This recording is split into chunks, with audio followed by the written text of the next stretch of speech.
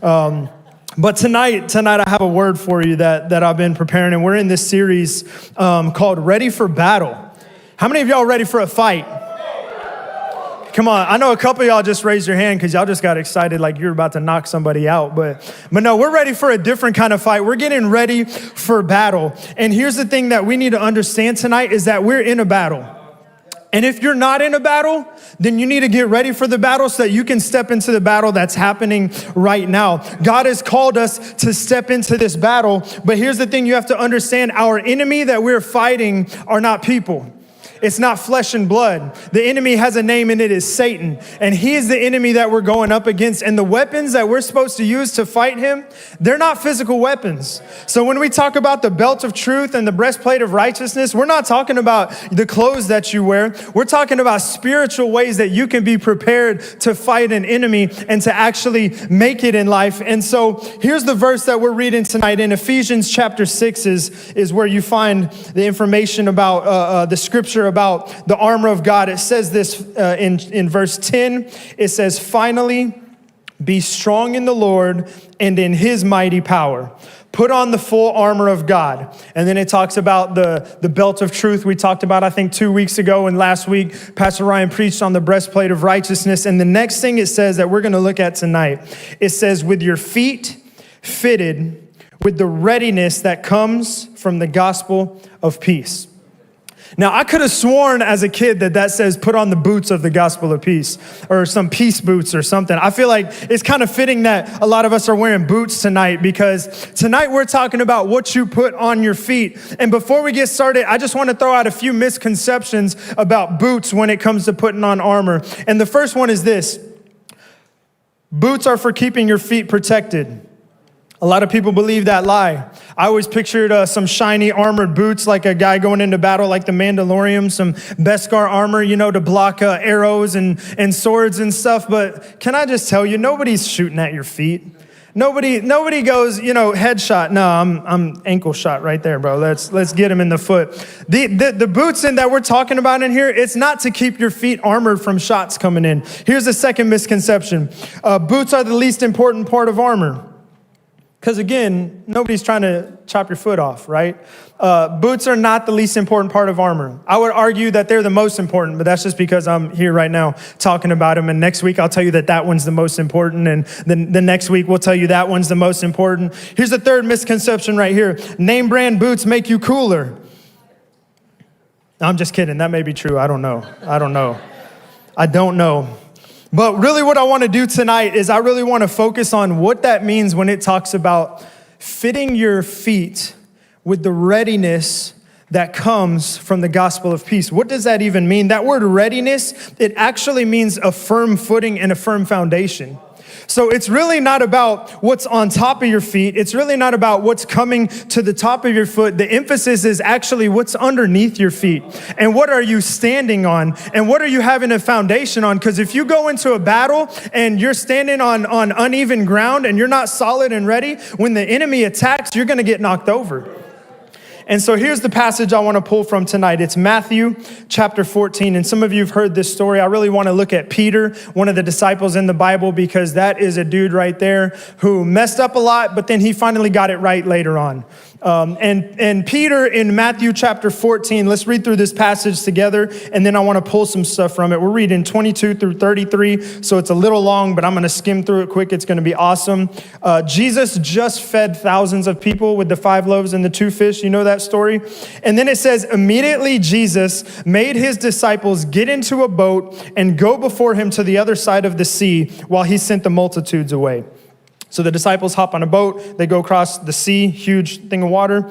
And when he had sent the multitudes away, he went up on the mountain by himself to pray.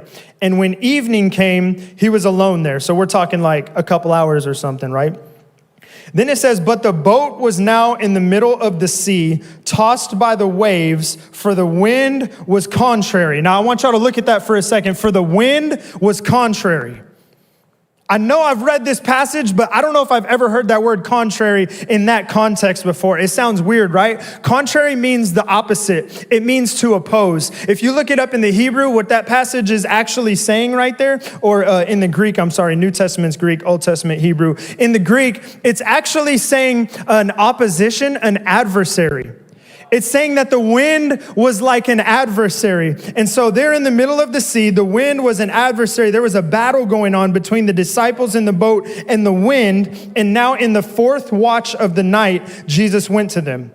Fourth watch of the night basically just means like super late, like the very end of the night, probably right before dawn. So Jesus, this is just wild. When you look at the little things right here, like Jesus saw that they were basically in a storm, and then the fourth watch of the night goes by, which means I don't know what Jesus was doing for like 10 hours. Praying, talking to God, I don't know, but the disciples were on the boat this whole time dealing with this crazy contrary wind. And then it says, in the fourth watch of the night, Jesus went to them walking on the sea. And when the disciples saw him walking on the sea, they were troubled, saying, "That's a ghost." And they cried out for fear. But immediately Jesus spoke to them, saying, "Be of good cheer. It is I. Do not be afraid." Side note, if anybody ever comes up to your door at night and rings the doorbell and you say, "Who is it?" and they say, "Hey, don't worry, bro, it's me." Don't open the door. Don't open the door. I thought he was going to say, "It is I, Jesus." He just said like, "Hey, it's me. Be of good cheer." Like, don't worry. Everything's going to be all right. Don't be afraid. And Peter answered him and said, "Lord, if it's you, command me to come to you on the water." He didn't say like, "Hey, hop on the boat." He said, "Command me to come to you on the water." And so Jesus said, "Come." And when Peter had come down out of the boat, he walked on the water to go to Jesus. But when he saw that the wind, y'all remember that wind? The adversary, the enemy, when he saw the wind was powerful, he was afraid. And beginning to sink, he cried out, saying, "Lord, save me." And immediately Jesus stretched out his hand and caught him and said to him, "O you of little faith, why did you doubt?" And when they got into the boat, the wind ceased, and then those who were in the boat worshiped him, saying, "Truly, you are the Son of God." I want to talk about Peter for a minute, because a lot of times we look at this and think, "Peter, you have little faith, bro. Like, what were you thinking?" Peter was the only one brave enough to get out of the boat, right? He was the only one that recognized that it was Jesus and answered him. He might have been the only one that heard, "It is I," and he was like, "Yo, that's Jesus' voice. I know my man. Like, that's Jesus." No, we give Peter a hard time, but Peter's just making mistakes like we all do. He had the guts, he had the faith to step out and start walking on water till he saw the wind and got scared and started to sink. And so I'm looking at this verse talking about fitting your feet with the readiness that comes from the gospel of peace. And how was Peter able to take a few steps walking on water, which no man other than Jesus has ever done before? But what happened when he started sinking? And how do we keep that from happening in our lives? Because I want to spend my life stepping into a battle, but not finding out halfway through that I wasn't quite ready yet. And so this whole month and a half, we're in this series about ready for battle. It's how to get ready for battle so that you're equipped, that you are prepared, that when you step into the battle, you don't realize later, "Oh, I think I missed an important part." We're here to win. We're here because we serve a God that is victorious, who has already won. And we're fighting, and it's all for him. We got to be ready for battle. So there's a few points that I want to pull from this passage. And the first one is this, basically just looking at Peter, looking at what happened, and looking at why he ended up where he was. And it's this: Jesus needs to be the cornerstone. Jesus needs to be the cornerstone of your life. The foundation that you build on, the first place where you start, the first stone that is laid needs to be Jesus. That doesn't mean coming to youth group. That doesn't mean worshiping. That doesn't mean praying. That doesn't mean listening to worship music on your way home. That doesn't mean watching gospel TV. What it means is that Jesus, you need to have a relationship with Jesus, and your life needs to start right there. If you don't have Jesus first in your life, then everything else that you build is going to crumble. You've got to have Jesus as the cornerstone.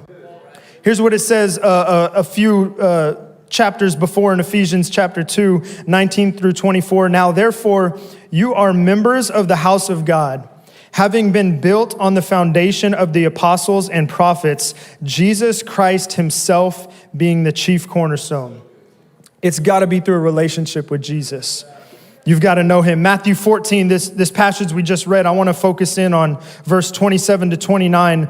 So Jesus, he started walking on the water. The disciples were on the boat. The wind was crazy. They were basically in a storm and trying not to drown. And it says this, Jesus came out, and immediately Jesus spoke to them saying, be of good cheer. It is I. Do not be afraid. And Peter answered him and said, Lord, if it's you, command me to come to you on the water. And Jesus said, come, and Peter came down out of the boat. Now, if you see what happens there, first off, Peter recognized Jesus. In the middle of a storm, a guy walking on water, that's not normal. You don't expect a man to be out there. But he heard the voice of Jesus. He heard the voice of God, and he recognized it enough to answer. And not only did he respond, but he asked Jesus, hey, if it's really you, command me to come out of the water. And then Jesus spoke back to him and he responded. There was a conversation that happened, right? There was some dialogue that happened between Jesus and Peter, and that's where relationship comes from. If you want Jesus to be the cornerstone, you've got to have some dialogue with Jesus. And I think I've told y'all my story. I grew up in church, and I mean, sometimes people say that and they just mean from a young age they were in church. But I mean, like when I was born, I don't have memory of being born, but I know I was in that church. My family, we would be the ones that were there for setup, and we were there for teardown. And this was like old school Pentecostal church where we had Monday night something and Tuesday night something, prayer, whatever, and Wednesday night youth, and Thursday night there was like another prayer again. And Friday night I think was open, but then Sunday there was like Sunday morning church and Sunday night church. And all I ever did was church. Even as a teenager, when I wasn't close to God and I wasn't interested in it, I was still there. Because I had those parents, like I wasn't allowed to go anywhere. And then I went to Bible school where we had worship 5 times a day and 6 classes every day for 3 years, where they're teaching you about the Bible and they're teaching you about the Holy Spirit. And then I actually became a youth pastor for 7 years at another church. And it's crazy how you can hear so many sermons and learn so many things and read so many Bible stories and memorize the Bible stories, and yet never actually talk to God. And personally, just to give you my testimony, when I was about 16, I had a youth pastor that really pushed me to start pursuing God. But I remember the first time I heard the voice of God. And it wasn't until I was about 20 years old. I was at a YFN service. Shout out to everybody going to YFN next week. And I heard the Holy Spirit say something to me, and it wrecked me. It totally changed so many things, the direction that I was headed, the confidence that I had about myself. In that moment when God spoke to me, let me just tell you something. It was more powerful for me than every other sermon that I've heard before that. Every other worship service that I've been in was less powerful than when God spoke to me. I promise you this, if you can learn to hear the voice of God and have a conversation with him, that is the cornerstone that Jesus Christ says he's going to be. It's not about ministry. It's not about church. It's not about Christianity and following the rules. It's about knowing a God that wants to know you and loves you and has a plan for you and can download revelation to you in that moment. That's the cornerstone you've got to build on. And if you have any other foundation in your life, when you go into that battle, you will fall. Because it's about your feet being fitted with the readiness that comes from the gospel of peace. Anything other than Jesus as the cornerstone is not going to work. And the second thing that Peter did, I would say that Peter had that one down, right? He knew Jesus. He'd heard the voice of God. They talked. He was covered. But this next spot right here, this is where he messed up. Peace comes from keeping your eyes on Jesus. Isaiah 26:3 says, you will keep him in perfect peace, talking about Jesus. Jesus will, I'm going to rephrase it a little just to make a little more sense. Jesus will keep you in perfect peace if your mind is stayed on him.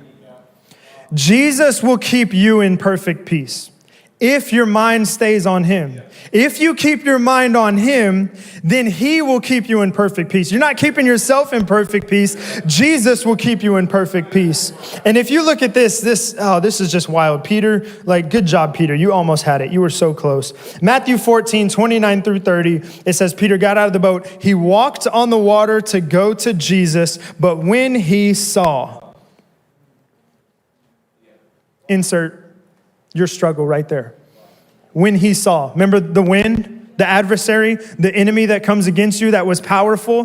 When Peter saw, when he took his eyes off Jesus, it said he was afraid and he began to sink.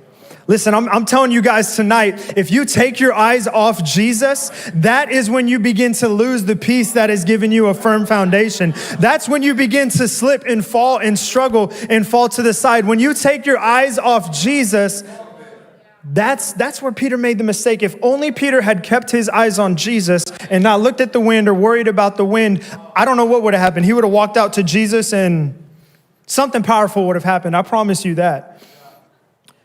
But it says he walked to Jesus, but when he saw. That first church that I worked at that I was telling y'all about probably the reason I got these boots, they had 12 acres. It was kind of out in the country, a little more. Forney. Any of y'all heard of Forney? Sunnyvale out there?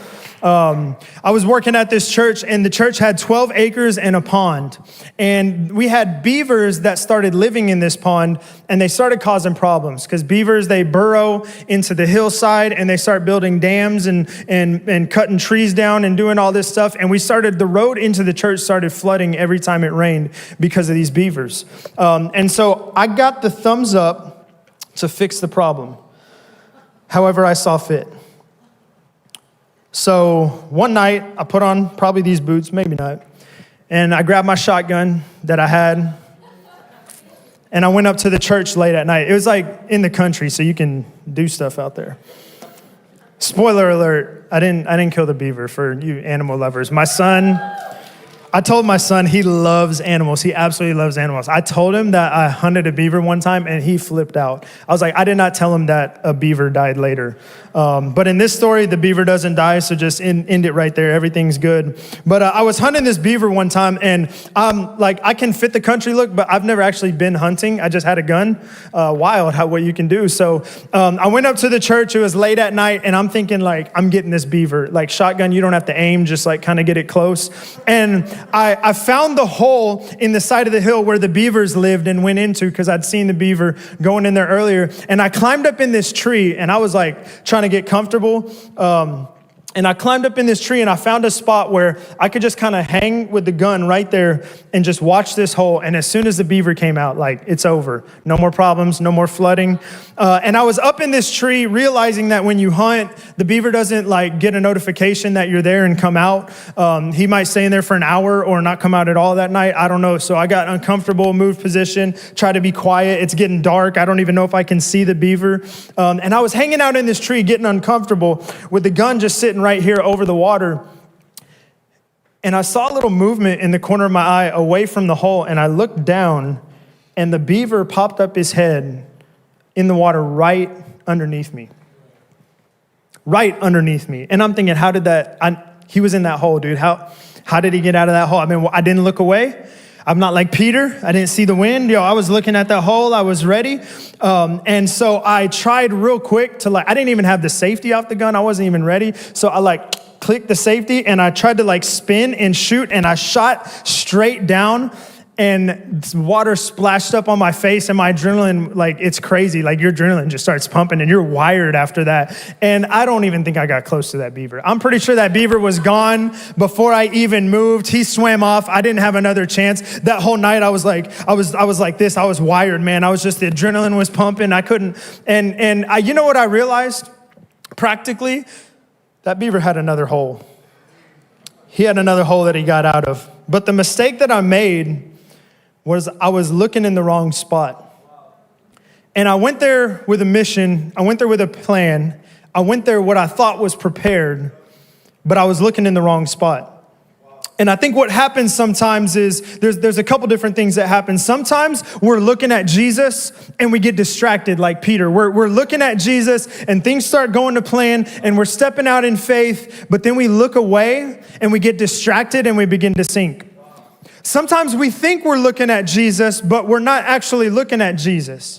What I mean by that is we're following the steps of being a Christian in the Bible Belt. We're going to church. We're sometimes reading our Bible, but we're not actually having that relationship with Jesus. We don't actually talk to him. We don't spend time with him. And so we think we're looking at Jesus. I thought I was looking at the right hole, and I wasn't. And that's where I made my mistake. We have to make sure that we keep our eyes on Jesus.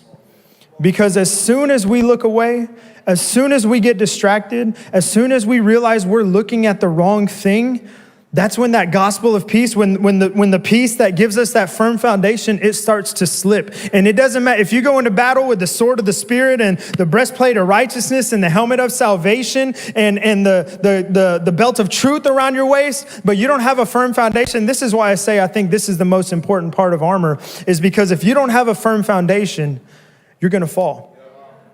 Keep your eyes on Jesus. Keep your eyes on him. Keep your eyes on him. That's where Peter messed up. I think Peter was learning in this moment, and I'd like to think this was a learning moment for him, and he figured it out after this, but he took his eyes off Jesus. And here's my third point for tonight. It's that the enemy hits different when you step out in faith. The enemy just hits different when you step out in faith. You remember the wind, the adversary, the wind that was contrary, a word that I'm probably never going to use again in that context, that way. The wind that was the adversary, that was the enemy. Peter was on the boat battling that wind for hours. It says the fourth watch of the night. The fourth watch is like the first watch is 3 hours, 3 hours, 3 hours, 3 hours. That means that was an extra long night.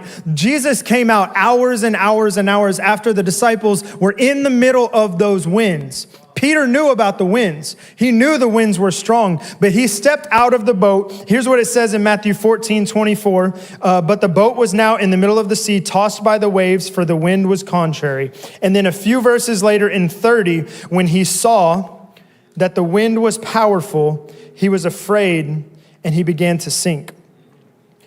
You know what it says in 1 Peter chapter 5, verses 8 and 9? It says, be sober, be vigilant, because your adversary, the devil, walks about like a roaring lion, seeking whom he may devour. Resist him steadfast in faith. Listen, the enemy is not seeking to devour people that are just staying in the comfort of the boat where they're safe and not stepping out in faith.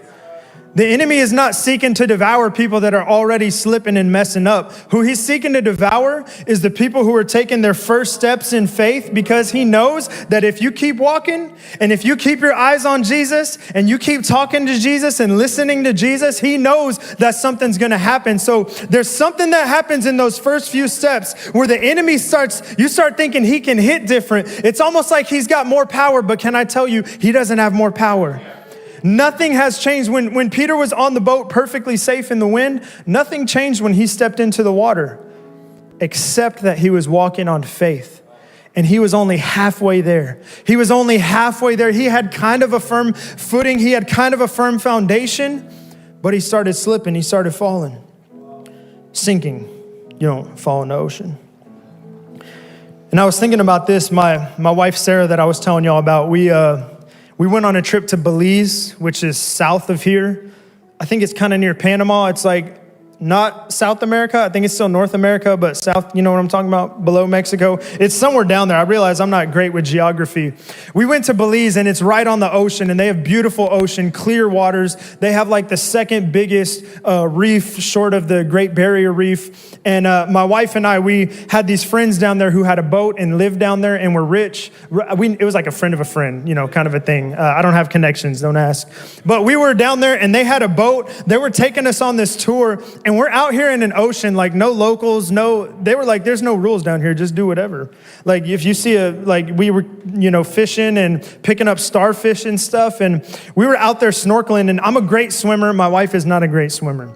And so she always had her life jacket on, and she was just floating like within 20 feet of the boat. You know, that little safe radius right there. I was out there with no life jacket trying to free dive, 50 feet underwater, hold your breath for 2 minutes, spearfish. I'm not that great at it, but I'm okay. It was wild. And at one point we hop on the boat because we're going to the next spot. And I don't remember exactly what was happening, but we stopped in this one area just for a moment. And my wife jumped out into the water, put her goggles on, and she was swimming around and looking at the fish. I jumped in, I put my big old flippers on, and I was getting ready to do something. I don't know, just looking at stuff. It's crazy out there how beautiful it is, how God made it. Come on. And my wife, who had jumped out of the boat, 20 feet from the boat, realized after like 5 minutes that she didn't have her life jacket on. And she was swimming fine. She was doing perfectly fine. And then she realized, I don't have my life jacket. And she started going wild. Arms just like splashing everywhere, feet kicking. I saw her just start going under the water a little bit. And luckily I was close by. I went over to her. She was like in the movies drowning. That's what it was. I went over to her and I was like, you are okay? And she like slung her arm around and hooked me around the neck and started dragging me under the water. And then the wind picked up, the adversary. Oh my gosh, I just realized that. The wind picked up and started blowing the boat further from us. And I'm a good swimmer. So I was like, I got you, babe. I got you. So she like clinged to my back. And I just start swimming. But I don't know what she was doing. She was not like, kick your feet or something, help me out. She was dragging me down. And I'm swimming hard and I'm thinking like, I'm a good swimmer. I can do this. It's not a big deal. But the boat kept getting further. And I'm swimming harder and the boat kept getting further. And then one of my fins popped off and I'm like, oh, well, it's gone to the ocean now. And I get to the point where I'm thinking like, I might, like one of us is going to die right now. I'm not like somebody's about to drown. And the guy on the boat, he ended up throwing out a life preserver and he jumped in and helped her onto the boat. She was freaking out. I just had to catch my breath. She got off and I was like, oh man, back float, like I'm good now. But I make fun of her a lot for this story. She's a teacher. She said she tells it to her students every year so they can laugh at her. But here's what's wild. Here's what's crazy. For 5 minutes, she was swimming around in that water, goggles on, looking underneath at the reef, at the fish, swimming back and forth, and all the colors and all the beauty if you've ever seen it. But the moment she realized that she didn't have a life jacket on, everything changed. Same water, same ocean, same everything. Nothing changed. The only thing that changed was she realized she didn't have a life jacket. I guess you could say she was swimming by faith. The enemy hits different when you step out in faith. When Peter stepped into the ocean and he took his eyes off Jesus, after they'd been talking, he took his eyes off, he looked over, he saw that the wind was strong. Can I tell you something? That wind was not any stronger than it was when he was on the boat. The only difference is he stepped out of that place of comfort and he stepped into the water by faith. You have to be ready for when the enemy comes. Like he's prowling around like a lion waiting to devour. He's looking for people that might look a little bit like you, who went to a youth service, who realize that they don't quite have the boots on yet. They're trying to walk with a firm foundation. And when you go to take that first step of faith, he's going to be looking to come at you. But I'm going to tell you this, he does not have any more power. He does not have power. It's not about him at all. It's not about what he can do. If you spend time talking to God, if you focus on him, there's nothing that the enemy can do. This battle that we're in, if you're getting ready for battle, if you're putting on the armor of God, when you step out into battle, there is no chance that the enemy is going to be able to take you out. Because we serve a God who has already been victorious. We serve a God who has already paved the way. We serve a God who did everything that you need so that you can walk by faith and you can walk on water and you can step into this battle that's happening in your homes, in your families, in your schools, and you can be victorious. Peter, I think, is a great story of a person who figured out how to wear the armor of God. he wasn't prepared for a battle. When he walked on the water, I think in that moment, in that encounter, yeah, he stepped in faith, but he messed up. But I think in that moment, he learned what it's like to fit your feet with the readiness that comes from the gospel of peace. I think that's where he got his firm foundation. Later on in the Bible, just a few chapters later, it says that Jesus was being prepared to be crucified, and they were praying in the garden, and the soldiers came, and Jesus even told the disciples, this is wild. I could preach a whole sermon on this, but Jesus asked the disciples before this, do any of y'all have swords? And they were like, yo, I think we got like maybe one. And he was like, go get some swords. So they went and they came back with, I think, 2 swords, all right? And then they went, this is what happened. Then they went into the Garden of Gethsemane, and he began to pray and prepare himself for crucifixion. And the soldiers came to arrest Jesus. And what does Peter do? He takes that sword and he chops the ear off of one of the guys, and Jesus rebukes him and says, what are you doing, bro? I think in this moment, Jesus was teaching him a lesson that Peter learned about the sword of the Spirit. He was asking him if he's got a sword ready for the battle, and Peter misunderstood. He thought they were talking about a different kind of sword. I think later on, after Jesus was crucified and Peter denied Jesus 3 times, I think what happened in this moment is he told Jesus, I will never deny you. I will never deny you. You're not talking about me. Jesus warned him, after the rooster crows 3 times, you're going to know that you denied me 3 times. And Peter denied him 3 times because he was lacking. Maybe it was that shield of faith to step out in boldness and confidence. But I think in this moment, when he denied Jesus and the rooster crowed and he realized what happened, I think he realized what it's like to step out in faith. A few chapters later, in Acts chapter 2, Peter goes and he begins to change the world, looking like a totally different person because he put on the armor of God, because he learned from Jesus himself how to put on the armor of God. And I'm telling you tonight, if you can start with the boots of the gospel of peace, if you can set your foundation on peace, every step that you take from here on, if you talk to God, if you listen for his voice, if you keep your eyes on him, if you realize the enemy has no power, you are going to make it through the battle and you are going to be victorious. I'm promising you this tonight.